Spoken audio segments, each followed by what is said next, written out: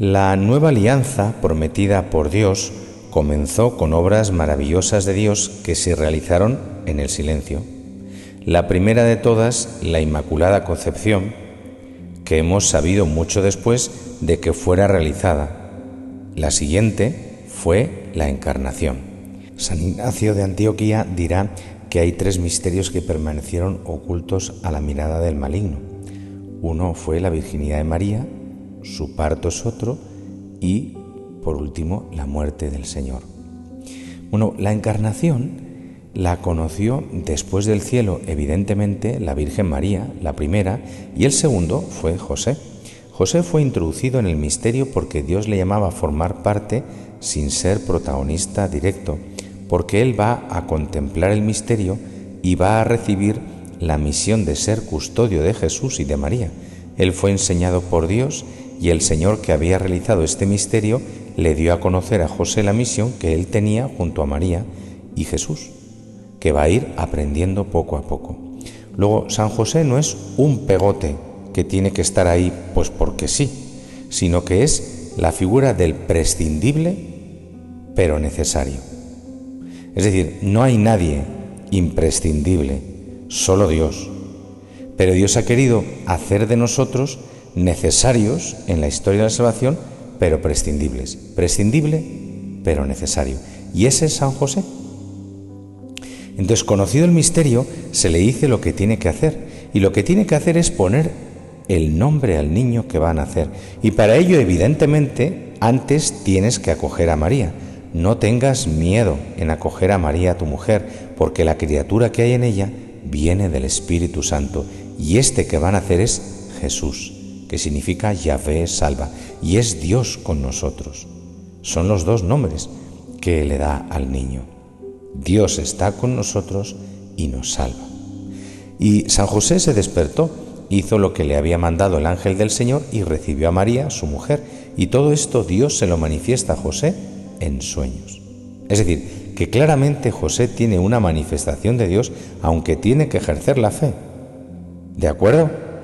Porque a veces pensamos que esto viene como así con flow, ya, ¿no? O sea, como que, no, es que tiene que ejercer la fe. Es que lo que ocurre, pero es que tiene que ejercer la fe. Claramente tiene que ejercerla. Y aunque el Señor le da a entender el misterio, Él tiene que ejercer la fe. Hasta aquí contemplamos un poquito lo que escuchamos y lo que nos invita a meditar este misterio. Pero ahora vamos a pensar un poco. San José no dice nada en todo el Evangelio. Quiere esto decir que es un hombre de silencio. Es un hombre que está a la escucha, que está abierto a Dios y que sabe indagar en el corazón y preguntarse sobre las cosas, sobre el misterio de Dios y sobre los hechos de Dios que le desconciertan. Porque el embarazo de María, sabiendo que él no tiene nada que ver, ese embarazo es un desconcierto para él. Lo siguiente es que San José se pregunta en el corazón, es el hombre de fe que es introducido en el misterio de Dios. Como es un hombre de fe, Dios le comunica sus secretos, es amigo de Dios y es un hombre que cuando Dios habla al corazón sabe que es Dios mismo quien le está hablando. Cree, aunque para creer lo que te ha dicho Dios ya hay que echarle fe, hay que echarle mucha fe. Porque para nosotros es más fácil creer en la encarnación, porque es nuestra fe, pero en cambio a José se le manifiesta de primeras. Y por último, San José cree haciendo lo que Dios dice. Es decir, que San José nos enseña que creer nace del corazón, que por supuesto tiene que llevar a hablar y a hablar de Cristo y a manifestar la fe, pero que la fe se muestra sobre todo con hechos, que no es cuestión de hablar mucho ni de mucha verborrea cristiana, que lo que hay que hacer es lo que Dios quiere, y así se manifiesta la fe haciendo lo que Dios quiere. Si nosotros tomamos la Escritura nos damos cuenta de que esto mismo fue lo que pasó con Abraham. Dios habló a Abraham, le dijo que saliera de su tierra, que le iba a bendecir, y Abraham no dijo ni palabra. Salió y se puso en camino. Quiere esto decir que el Señor está esperando de nosotros que seamos hombres y mujeres de fe. El mundo cambia porque alguien cree.